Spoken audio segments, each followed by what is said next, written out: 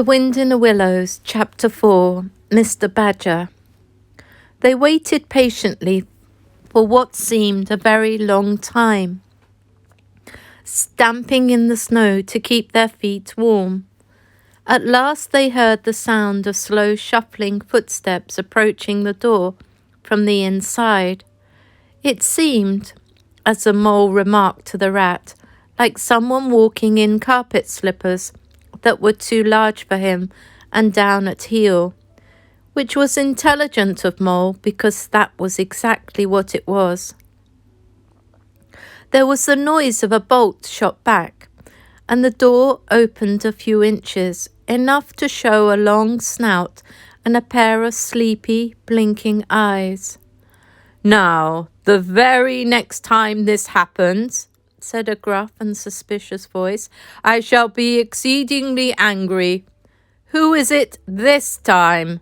Disturbing people on such a night? Speak up." "Oh, Badger," cried the rat, "let us in, please. It's me, Rat, and my friend Mole, and we've lost our way in the snow." "What, Ratty, my dear little man?" exclaimed the Badger in quite a different voice. "Come along in, both of you, at once. Why, you must be perished. Well, I never. Lost in snow, and in the wild wood too, and at this time of night. But come in with you." The two animals tumbled over each other in their eagerness to get inside, and heard the door shut behind them with great joy and relief. The Badger, who wore a long dressing gown and whose slippers were indeed very down at heel, carried a flat candlestick in his paw, and had probably been on his way to bed when their summons sounded. He looked kindly down on them and patted both their heads. "This is not the sort of night for small animals to be out," he said paternally. "I'm afraid you've been up to some of your pranks again, Ratty. But come along, come into the kitchen. There's a first-rate fire there, and supper and everything." He shuffled on in front of them, carrying the light, and they followed him, nudging each other in an anticipating sort of way, down a long, gloomy, and to tell the truth, decidedly shabby passage, into a sort of central hall, out of which they could dimly see other long tunnel-like passages branching, passages mysterious and without apparent end. But there were doors in the hall as well, stout, oaken, comfortable-looking doors. One of these the Badger flung open, and at once they found themselves in all the glow and warmth of a large firelit kitchen. The floor was well-worn red brick, and on the wide earth burnt a fire of logs, between two attractive chimney corners tucked away in the wall, well out of my suspicion of draught. A couple of high-backed settles, facing each other on either side of the fire, gave further sitting accommodations for the sociably disposed. In the middle of the room stood a long table of plain boards placed on trestles with benches down each side. At one end of it, where an armchair stood pushed back, were spread the remains of the Badger's plain but ample supper. Rows of spotless plates winked from the shelves of the dresser at the far end of the room, and from the rafters overhead hung hams, bundles of dry herbs, nets of onions, and baskets of eggs. It seemed a place where heroes could fitly feast after victory, where weary harvesters could line up in scores along the table and keep their harvest home with mirth and song, or where 2 or 3 friends of simple taste could sit about as they pleased, and eat and smoke and talk in comfort and contentment. The ruddy brick floor smiled up at the smoky ceilings and the sunk oaken settles, shiny with long wear, exchanged cheerful glances with each other. plates on the dresser grinned at pots on the shelf, and the merry firelight flickered and played over everything without distinction. The kindly badger thrust them down on a settle to toast themselves at the fire, and bade them remove their wet coats and boots. Then he fetched them dressing gowns and slippers, and himself bathed the mole's shin with warm water and mended the cut with sticking plaster, till the whole thing was just as good as new, if not better. In the embracing light and warmth, warm and dry at last, with weary legs propped up in front of them, and a suggestive clink of plates being arranged on the table behind, it seemed to the storm-driven animals, now in safe anchorage, that the cold and trackless wild wood just left outside was miles and miles away, and all that they had suffered in it, a half-forgotten dream. When at last they were thoroughly toasted, the badger summoned them to the table, where he had been busy laying a repast. They had felt pretty hungry before, but when they actually saw at last the supper that was spread before them, really it seemed only a question of what they should attack first, where all was so attractive, and whether the other things would obligingly wait for them till they had time to give them attention. Conversation was impossible for a long time, and when it was slowly resumed, it was that regrettable sort of conversation that results from talking with your mouth full. The badger did not mind that sort of thing at all, nor did he take any notice of elbows on the table, or everybody speaking all at once. As he did not go into society himself, he had got an idea that these things belonged to the things that didn't really matter. We know, of course, that he was wrong and took too narrow a view, because they do matter very much, though it would take too long to explain why.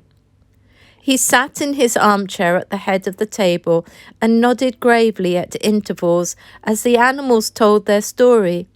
And he did not seem surprised or shocked at anything, and he never said, "I told you so," or "just what I always said," or remarked that they ought to have done so-and-so, or ought not to have done something else. The mole began to feel very friendly towards him.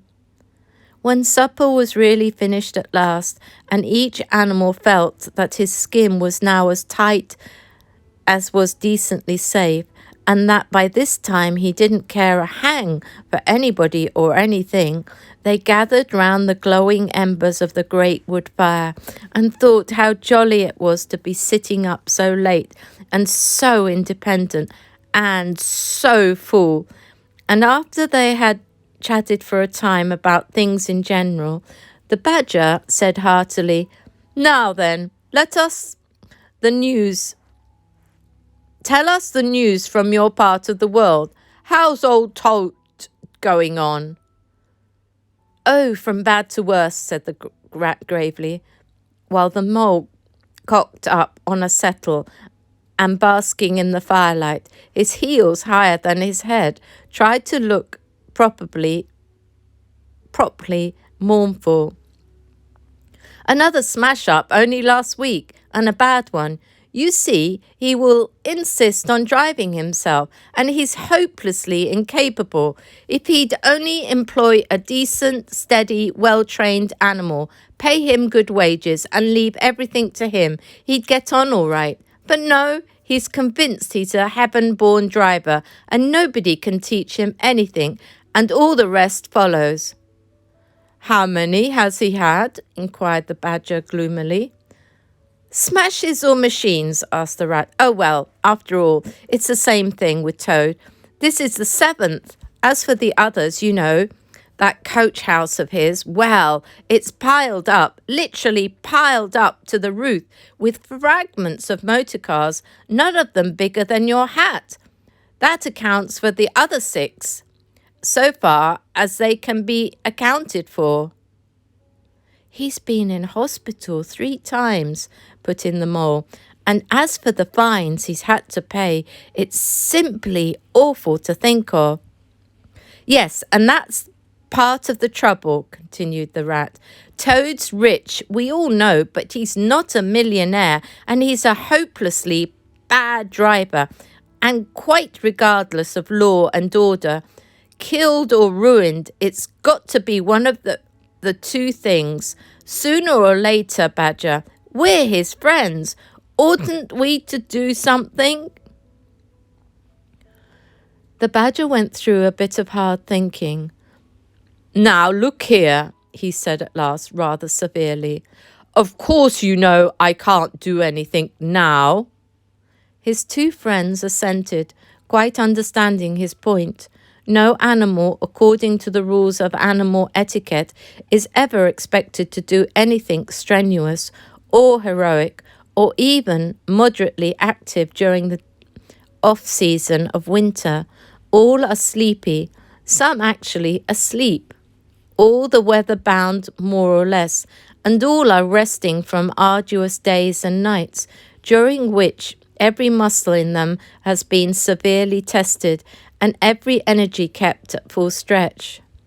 Very well, then, continued the Badger, but when once the year has really turned and the nights are shorter, and halfway through them one rouses and feels fidgety and wanting to be up and doing sunrise, if not before, you know. Both animals nodded gravely. They knew. Well then, went on the Badger, we, that is you and me and our friend the Mole here, will take Toad seriously in hand. We'll stand no nonsense whatever. We'll bring him back to reason, by force if need be. We'll make him be a sensible Toad. You're asleep, Rat. Not me, said the Rat, waking up with a jerk. He's been asleep 2 or 3 times since supper, said the Mole, laughing. He himself was feeling quite wakeful and even lively, though he didn't know why.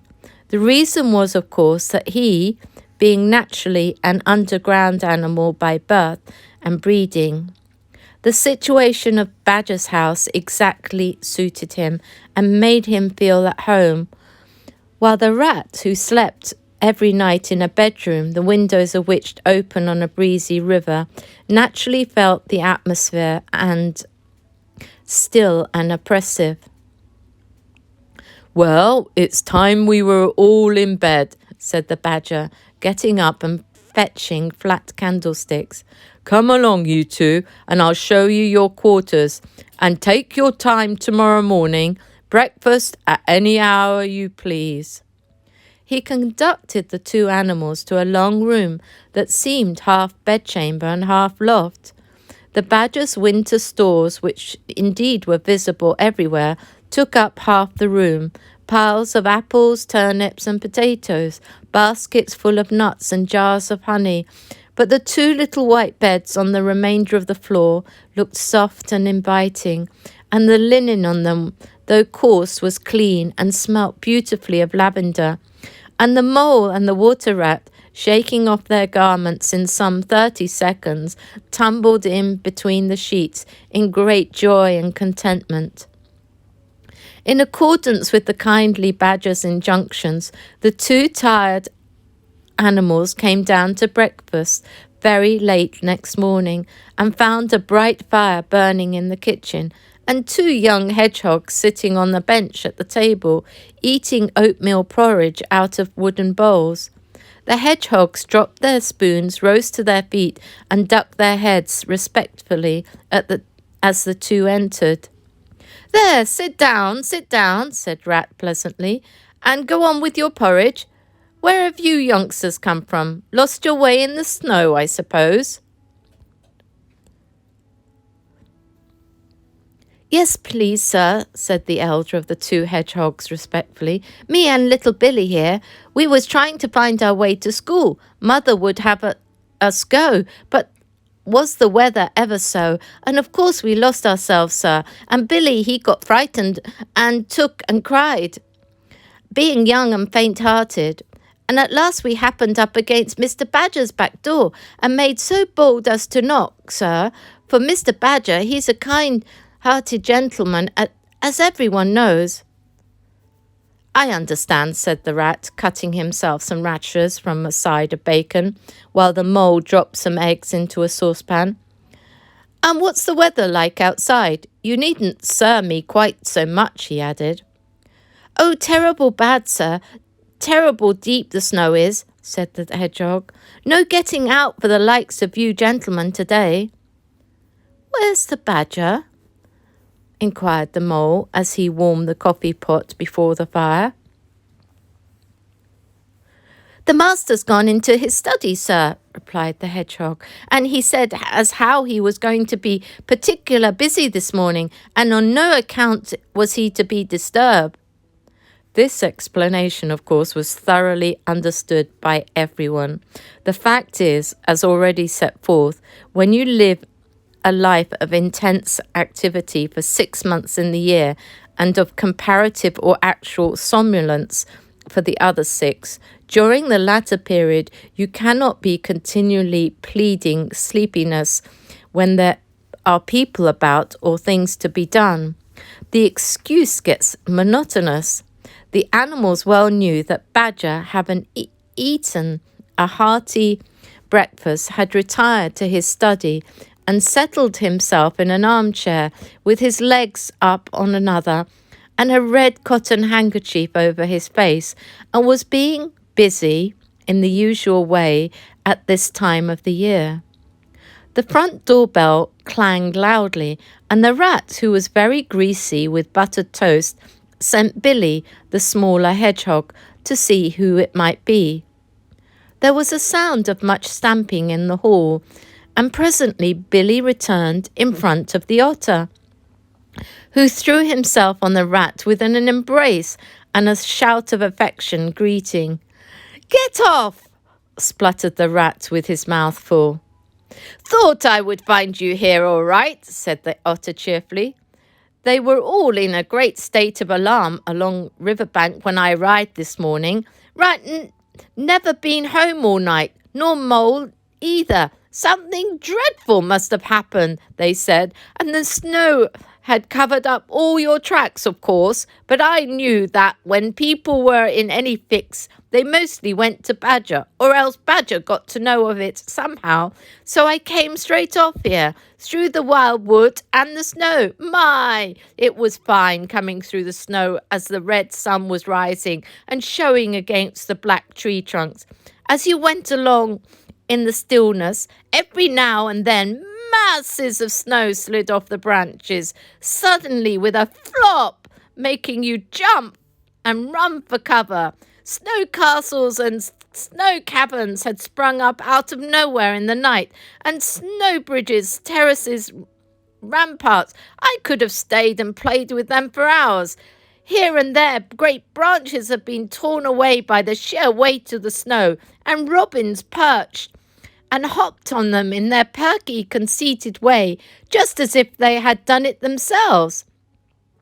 A ragged string of wild geese passed overhead, high on the grey sky, and a few rocks whirled over the trees, inspected and flapped off homewards with a disgusted expression, and I met no sensible being to ask the news of.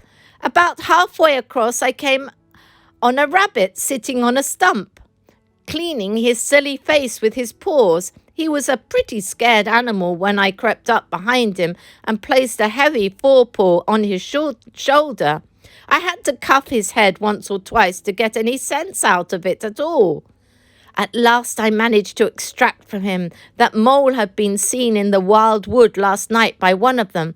It was the talk of the burrows, he said, and how Mole, Mr. Rat's particular friend, was in a bad fix, how he had lost his way, and they were up and out hunting and were chivying him around and around. Then why didn't any of you do something? I asked. You mayn't be blessed with brains, but there are hundreds and hundreds of you, big, stout fellows as fat as butter, and your burrows running in all directions, and you could have taken him in and made him safe and comfortable, or tried to, at all events." "What, us?" he merely said. "Do something? Us? Rabbits?" So I cuffed him again, and I left him. There was nothing else to be done. At any rate, I had learnt something, and if I had had the luck to meet any of them, I'd have learnt something more. Or they would. "Weren't you at all nervous?" asked the mole, some of yesterday's terror coming back to him at the mention of wildwood. "Nervous?" The otter showed a gleaming set of strong white teeth as he laughed. I'd give 'em nerves if any of them tried anything on with me. "Here, Mole, fry me up some slices of ham like the good little chap you are. I'm frightfully hungry, and I've got any amount to say to Ratty here. Haven't seen him for an age." So the good-natured mole, having cut up some slices of ham, set the hedgehogs to fry it and returned to his own breakfast, while the otter and the rat, their heads together, eagerly talked river shop, which is long shop, and talk that is endless, running on like the babbling river itself. A plate of fried ham had just been cleared and sent back for more when the badger entered, yawning and rubbing his eyes, and greeted them all in his quiet, simple way, with kind inquiries for everyone. "It must be getting on for luncheon time," he remarked to the otter. "Better stop and have it with us. You must be hungry this cold morning." "Rather," replied the otter, winking at the mole. "The sight of these greedy young hedgehogs stuffing themselves with fried ham makes me feel positively famished." The hedgehogs, who were just beginning to feel hungry again after their porridge, and after working so hard up at their frying, looked timidly up at Mr. Badger, but were too shy to say anything. "Here, you two youngsters, be off home to your mother," said the badger kindly. "I'll send someone with you to show you the way. You won't want any dinner today, I'll be bound." He gave them sixpence apiece and a pat on the head, and they went off with much respectful swinging of caps and touching of forelocks. Presently they all sat down to luncheon together. The mole found himself placed next to Mr. Badger, and as the other two were still deep in river gossip, from which nothing could divert them, he took the opportunity to tell Badger how comfortable and homelike it all felt to him. Once well underground, he said, "You know exactly where you are. Nothing can happen to you, and nothing can get at you. You're entirely your own master, and you don't have to consult anybody or mind what they say. Things go on all the same overhead, and you let 'em, and you don't bother about them. When you want to, up you go, and there are the things are waiting for you." The badger simply beamed on him. "That's exactly what I say," he replied. "There's no security or peace and tranquility except underground. And then, if your ideas get larger and you want to expand, why, a dig and a scrape, and there you are. If you feel your house is a bit too big, you stop up a hole or two, and there you are again. No builders, no tradesmen, no remarks passed on you by fellows looking over your wall, and above all, no weather. Look at Rat now. A couple of feet of flood water, and he's got to move into hired lodgings, uncomfortable, inconveniently situated, and horribly expensive. Take Toad. I say nothing against Toad Hall, quite the best house in these parts, as a house. But supposing a fire breaks out, where's Toad? Supposing tiles are blown off, or walls sink or crack, or windows get broken. Where's Toad? Supposing the rooms are drafty. I hate a draft myself. Where's Toad? No, up and out of doors is good enough to roam about and get one's living in, but no underground to come back to at last. That's my idea of home. The mole assented heartily, and the badger, in consequence, got very friendly with him. When lunch is over, he said, I'll take you all around this little place of mine. I can see you'll appreciate it. You understand what domestic architecture ought to be. You do.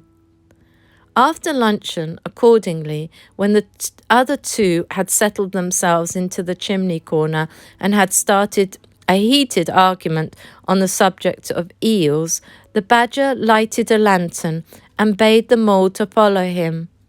Crossing the hall, they passed down one of the principal tunnels, and the wavering light of the lantern gave glimpses on either side of rooms, both large and small. Some mere cupboards, others nearly as broad and imposing as Toad's dining hall. A narrow passage at right angles led them into another corridor, and here the same thing was repeated. The mole was staggered at the size, the extent, the ramifications of it all.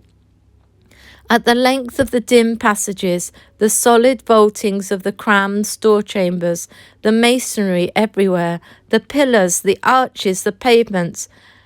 How on earth, Badger, he said at last, did you ever find time and strength to do all this? It's astonishing.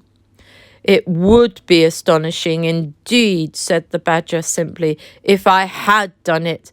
But as a matter of fact, I did none of it. Only cleaned out the passages and chambers as far as I had need of them. There's lots of more of it all around about. I see you don't understand, but I must explain it to you. Well, very long ago, on the spot where the wildwood waves now, before ever it had planted itself and grown up to what it is now, there was a city of people, you know. And here, where we are standing, they lived and walked and talked and slept and carried on their business. Here they stabled their horses and feasted. From here they rode out to fight or drove out to trade. They were a powerful people and rich and great builders. They built to last, for they thought their city would last forever. But what has become of all of them? Asked the mole. Who can tell? Said the badger. People come, they stay for a while, they flourish, they build, and they go. It is their way, but we remain. There were badgers here, I've been told, long before that same city ever came to be, and now there are badgers here again. We are an enduring lot. We may move out for a time, but we wait, and we are patient, and back we come, and so it will ever be. Well, and when they went at last, those people, said the mole. When they went, continued the badger, the strong winds and persistent rains took the matter in hand, patiently, ceaselessly, year after year. Perhaps we badgers too, in our small way, helped a little. Who knows? It was all down, down, down, gradually, ruin and levelling and disappearance. Then it was all up, up, up. Gradually, as seeds grew to saplings, and saplings to forest trees, and bramble and ferns came creeping in to help. Leaf mould rose and obliterated streams in their winter freshets, brought sand and soil to clog and to cover, and in course of time our home was ready for us again, and we moved in. Up above us on the surface, the same thing happened. Animals arrived, liked the look of the place, took up their quarters, settled down, spread and flourished. They didn't bother themselves about the past. They never do. They're too busy. The place was a bit bumpy and hillocky, naturally, and full of holes, but that was rather an advantage, and they don't bother about the future either. The future when perhaps the people will move in again, for a time, as may very well be. The wild wood is pretty, well populated by now, with all the usual lot, good, bad, and indifferent. I name no names. It takes all sorts to make a world, but I fancy you know something about them yourself by this time. I do indeed, said the mole with a slight shiver. Well, well, said the badger, patting him on the shoulder. It was your first experience of them, you see. They're not so bad, really, and we must all live and let live. But I'll pass the word around tomorrow, and I think you'll have no further trouble. Any friend of mine walks where he likes in this country, or I'll know the reason why. When they got back to the kitchen again, they found the rat walking up and down, very restless. The underground atmosphere was oppressing him and getting on his nerves, and he seemed really to be afraid that the river would run away if he wasn't there to look at it. So he had his overcoat on and his pistols thrust into his belt again. Come along, Mole, he said anxiously as soon as he caught sight of them. We must get off while it's daylight. Don't want to spend another night in the wildwood again. It'll be all right, my fine fellow, said the otter. I'll be coming along with you. I know every path blindfold, and if there's a head that needs to be punched, you can confidently rely upon me to punch it. You really don't need to fret, Ratty, added the badger placidly. My passages run further than you think, and I've got bolt holes to the edge of the wood in several directions, though I don't care for everyone to know about them. When you really have to go, you shall leave by one of my shortcuts. Meantime, make yourself easy and sit down again. The rat was nevertheless still anxious to be off and to attend to his river. So the badger, taking up his lantern again, led the way along a damp and airless tunnel and wound and dipped, part vaulted, part hewn through solid rock for a weary distance that seemed to be miles. At last daylight began to show itself confusedly through tangled growth overhanging the mouth of the passage, and the badger, bidding them a hasty goodbye, pushed them hurriedly through the opening, made everything look as natural as possible again, with creepers, brushwood and dead leaves, and retreated. They found themselves standing on the very edge of the wild wood, rocks and brambles and tree roots behind them, confusedly heaped and tangled in front, a great space of quiet fields, hemmed by lines of hedges, black on the snow, and far ahead a glint of the familiar old river, while the wintry sun hung red and low on the horizon. The otter, as knowing all the paths, took charge of the party, and they trailed out on a beeline for a distant stile. Pausing there a moment and looking back, they saw the whole mass of the wild wood, dense, menacing, compact, grimly set in vast white surroundings. Simultaneously they turned and made swiftly for home, for firelight and the familiar things it played on, for the voice sounding cheerily outside their window of the river that they knew and trusted in all its moods, that never made them afraid with any amazement. As he hurried along, eagerly anticipating the moment when he would be at home again among the things he knew and liked, the mole saw clearly that he was an animal of tilled field and hedgerow, linked to the ploughed furrow. the frequented pasture, the lane of evening lingerings, and the cultivated garden plot. For others, the Esperites, the stubborn endurance or the clash of actual conflict that went with nature in the rough. He must be wise, must keep to the pleasant places in which his lines were laid and which held adventure in their way to last for a lifetime.